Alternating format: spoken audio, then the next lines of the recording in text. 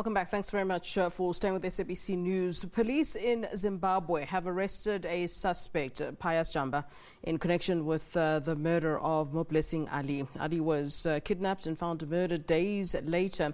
She was a political activist from the newly formed party Citizens Coalition for Change. The country is experiencing political tensions ahead of the national election early next year. Ditaba Tsotetsi has more. Citizens Coalition for Change has accused the ruling party of killing and abducting its supporters. The party says that this is to scare their supporters to refrain from politics ahead of election next year. There was also an attempt to stop the opposition party from holding a memorial service for their member, Moreblessing Ali.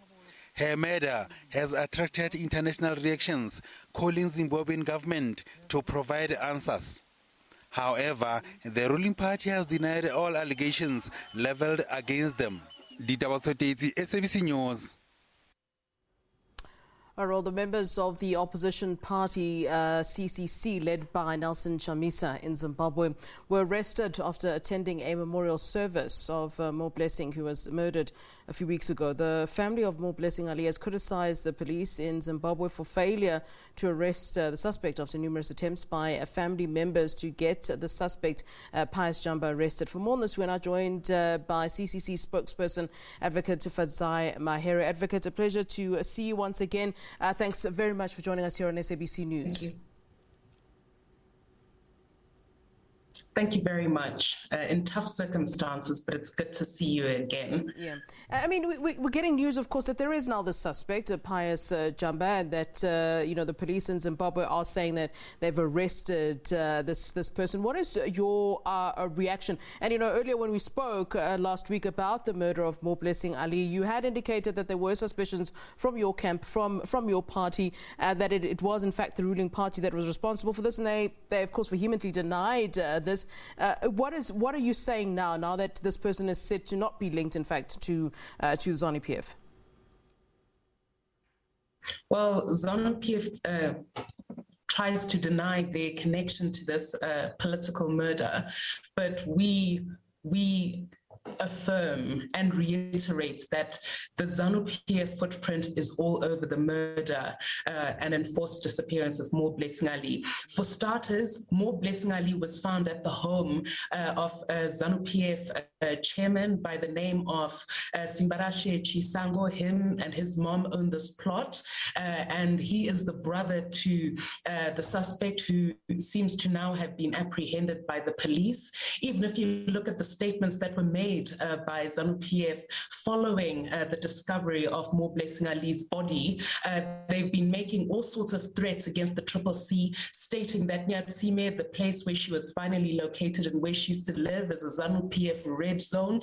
Even if we look at the reaction of the state and the political activity that's followed this gruesome murder, the burning of our members' houses, the apprehension, the arrests and political persecution of our leaders, including Honorable Job Sikala, Honorable Godfrey Sitole, all of this points to ZANU-PF involvement. And we've continuously said, that ZANU-PF has violence in their DNA.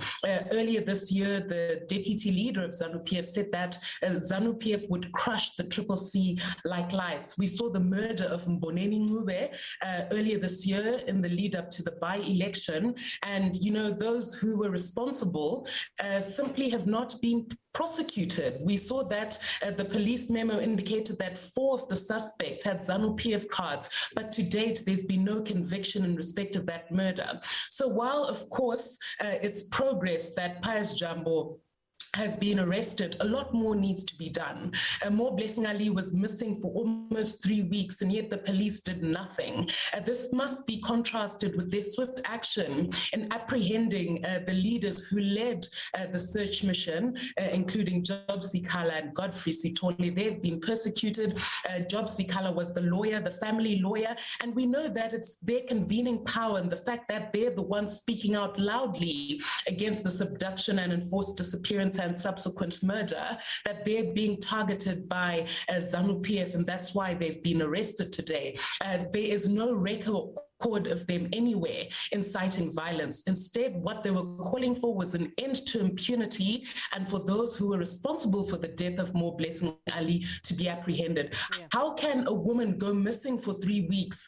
You don't arrest the perpetrator, yet you know them. And then just as soon as the funeral takes place, the funeral service, you quickly apprehend and arrest Triple C leaders. Clearly, there's a political stink in this murder, and we continue to call upon the Zimbabwe Republic Police to exercise their constitutional mandate to serve and protect the citizens impartially, professionally and independently without any interference from ZANU-PF. I mean, I'm assuming that you are indeed in touch with the family, and certainly a horrific time for them. And I mean, as you're speaking about this particular incident at the memorial service where Triple C leaders were then arrested, I mean, what's been the reaction then from the family with all of this happening? And I must just say, on the side of our conversation, you know, as I was reading up on the story after we had our conversation, and I wanted to see some of the reaction from, you know, general, you know, Zimbabweans on the ground. And one of the narratives that had been pushed, and I'm assuming it's by a ZANU-PF member, was that this is nothing but a GBV case, and in fact it's not a political case.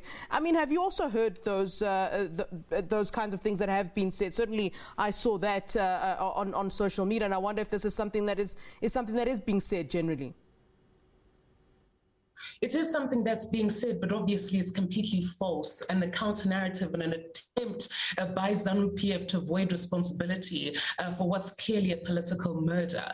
When we speak to the family has told us that Moreblessing Ali did not have any sort of love relationship with the Pius Jamba of it all. In fact, this Pius Jamba is alleged to be around the same age as her son, who's called Silence. And when we went to the memorial prayer service on, I believe it was Tuesday, the family were extremely distraught.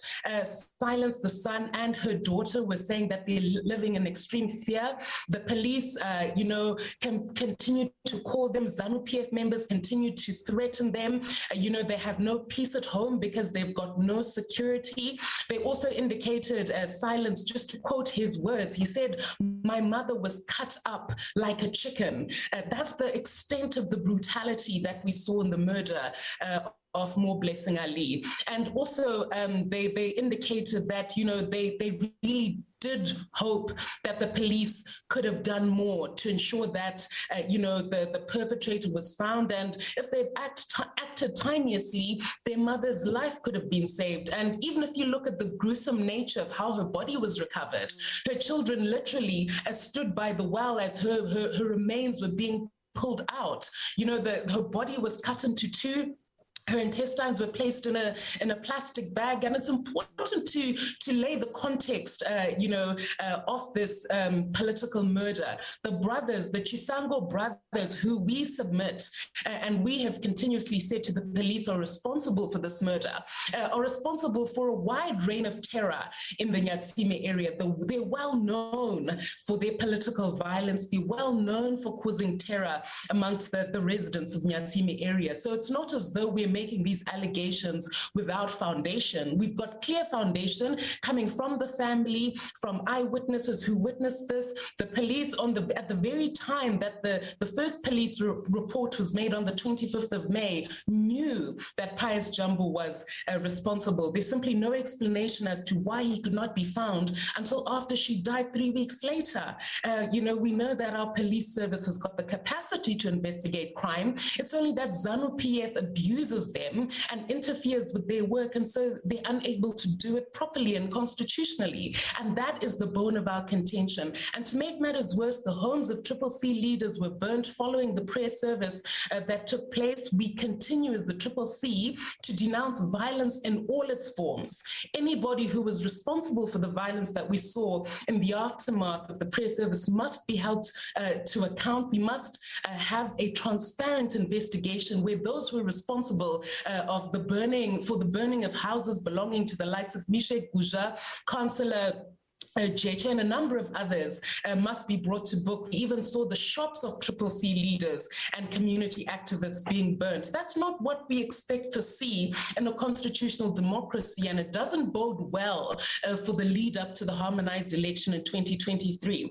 Just yesterday, the Afrobarometer report gave out data that if an election were to be held today, the CCC would beat ZANU-PF, and we know that ZANU-PF, when their backs are against the wall, when they start to lose popular support, they resort to these acts of political violence. And we condemn that. You know, Zimbabweans deserve a life of dignity. Zimbabweans deserve a life where they're not living in terror. That's the sort of behavior we expected to see under Ian Smith, you know, where people are scared in their homes because there's a reign of terror taking place in their neighborhood. We don't expect to see this in independent Zimbabwe. The liberation promise has been completely shattered by ZANU-PF. All right. Thanks very much for speaking to us, Fadzai Mahere, who is the spokesperson for CCC, Advocate Fadzai Mahere, giving us the latest indeed on what's happening around the murder of Moreblessing Ali, who was murdered a few weeks ago with her body